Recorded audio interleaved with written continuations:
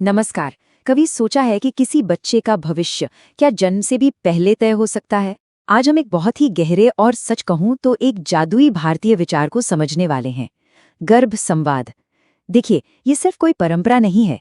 ये तो एक कला है, एक विज्ञान है, अपने अजन्मे बच्चे से बात करने का। और ये ज्ञान से भरी हुई है। और इस पूरी सोच की, इस पूरी अवधारणा की शुरुआत होती है एक बहुत ही पावरफुल लाइन से। गर्भ में ही बच्चे के श्रेष्ठ जीवन की नींव। मतलब सोचिए, इसका मतलब यह है कि किसी इंसान के संस्कार, उसका चरित्र, ये सब जन्म के बाद नहीं बनता, बल्कि इसकी शुरुआत तो गर्भ में आने के पल से ही हो जाती है। तो चलिए, इसी नींव को जरा और गहराई से समझते हैं। देखिए, प्रेगनेंसी को हम अक्सर सिर्फ एक फिजिकल प्रोसेस की तरह देखते हैं, है ना? लेकिन असल में ये उससे कहीं ज्यादा है। ये वो खास समय है जब एक आत्मा, एक मन और उसके संस्कारों को गढ़ा जा रहा होता है, उन्हें एक आकार दिया जा रहा होता है। और सबसे कमाल की बात पता है क्या है? ये कोई नया आइडिया नहीं है, कोई मॉडर्न थ्योरी नहीं है। ये सोच, ये पूरा कॉन्सेप्ट तो हमारे प्राचीन ग्रंथों में, हमारी पौराणिक कथाओं में हजारों सालों से मौजूद है। उन्होंने इस ज्ञान को सदियों से संभाल कर रखा है। चलिए, कुछ कहानियों को याद करते हैं। जैसे माता मदालसा की कहानी, उन्होंने अपने बेटों को गर्भ में ही आत्मज्ञान दे दिया था। या फिर अभिमन्यु की कहानी तो हम सबने सुनी ही है, कैसे उन्होंने चक्रव्यूह भेदने का राज अपनी माँ के गर्भ में ही सीख लिया था। और सिर्फ यही नहीं, भक्त प्रहलाद हो या अष्टावक्र, ये सारे उदाहरण एक ही बात की तरफ इशारा करते हैं कि गर्भ में पल रहा शिशु सिर्फ एक शरीर नहीं है, वो सुन सकता है, समझ सकता है और यहाँ तक कि ज्ञान भी हासिल कर सकता है। अब यहाँ से ये पूरा मामला और भी ज्यादा दिलचस्प हो जाता है। क्यों? क्योंकि जो बातें हमारे पुराणों में, हमारी कथाओं में हजारों साल पहले कही गई थीं, आज मॉडर्न साइंस भी उन पर मोहर लगा रहा है। विज्ञान भी अब वही कह रहा है। जरा इस कमाल के तालमेल को देखिए। एक तरफ हमारा पौराणिक सच है कि गर्भ में बच्चा सब सुनता है, समझता है, महसूस करता है, और दूसरी तरफ आज का विज्ञान है जो कहता है कि हाँ, बच्चा गर्भ में सोल कॉन्शियस होता है, मतलब उसकी आत्मा जागृत होती है।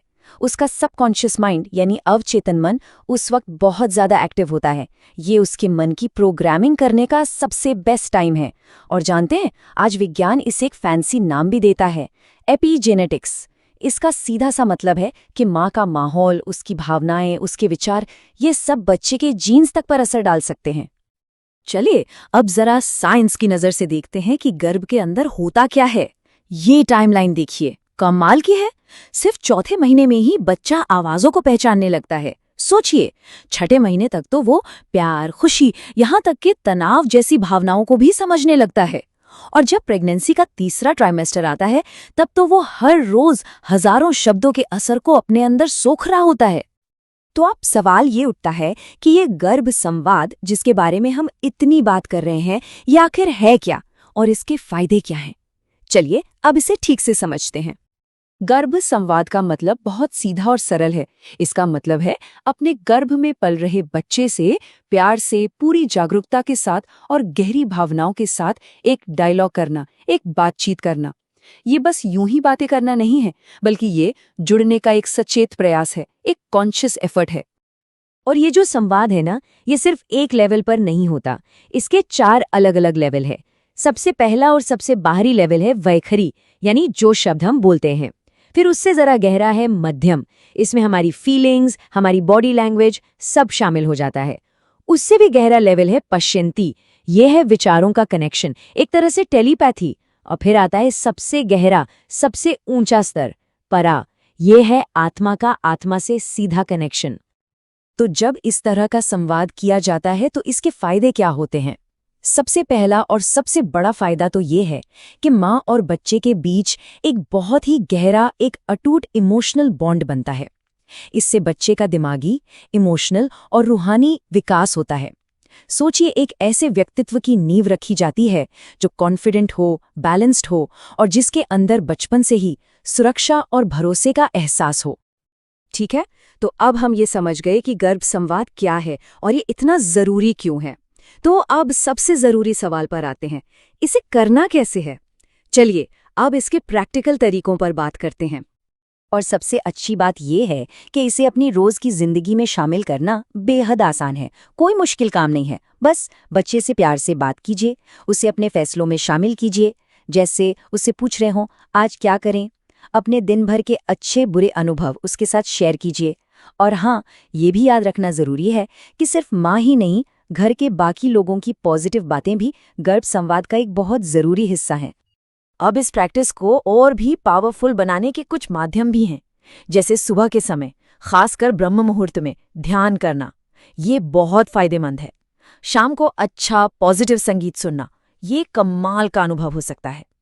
अच्छी किताबें पढ़ना, जिसे हम स्वाध्याय कहते हैं, या फिर बच्चे को कहानियां सुनाना, ये सब संवाद के बहुत ही गहरे और असरदार तरीके हैं। और हाँ, यहाँ पर होने वाली माँ की भूमिका सबसे ज्यादा अहम हो जाती है। अपने विचारों और अपनी भावनाओं पर एक कॉन्शियस कंट्रोल रखना बहुत जरूरी है। देखिए, कभी कोई नेगेटिव ख्याल मन में आए तो उसे फौरन एक पॉजिटिव बात से बदलने की कोशिश करनी चाहिए। स्ट्रेस से, किसी की बुराई करने से या मन में कोई गिला शिकवा रखने से बचना, ये सिर्फ माँ के लिए नहीं बल्कि बच्चे के लिए भी बेहद जरूरी है। और आखिर में एक बहुत ही पावरफुल बात है जो इस पूरे विचार का सार है, वो ये कि गर्भ संवाद केवल शिशु निर्माण नहीं, राष्ट्र निर्माण की प्रक्रिया है। जरा सोचिए इस लाइन की गहराई। इसका मतलब है कि ये सिर्फ एक पर्सनल काम नहीं है, ये एक ऐसा काम है जिसका असर पूरे समाज पर, पूरे देश पर पड़ता है। तो ये पूरी बातचीत हमें एक बहुत बड़े सवाल के सामने लाकर खड़ा कर देती है। एक अच्छे समाज की, एक महान राष्ट्र की शुरुआत आखिर होती कहाँ से है? शायद इसका जवाब हमारी सोच से कहीं ज्यादा करीब है और कहीं ज्यादा व्यक्तिगत।